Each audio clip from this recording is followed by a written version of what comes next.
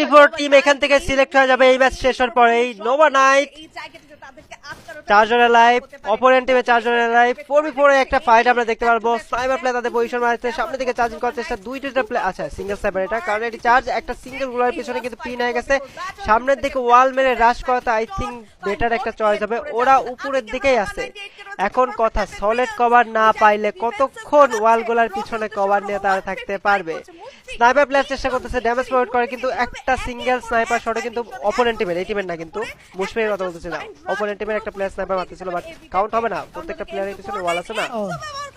Mushfiq goat knock, এইবারই চার্জিংটা করবে AB. Atik একা পড়া, পুরো একা পড়ে গেছে, এবং আতিক কি পারবে না, না আতিক লাস্ট, ও ভাই আতিক কি সুন্দর মুভমেন্ট দিল এখানে, স্কেরি যাচ্ছে।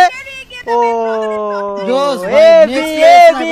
আরো একটা বুয়া গাইস, আরো একটা বুয়া, এবং এরই সাথে আমাদের শেষ হলো দা গ্রেট শো, এরই সাথে আমাদের ম্যাচ শেষ হলো এবং টপ 24 টিমের রেজাল্ট আমরা পেয়ে যাবো।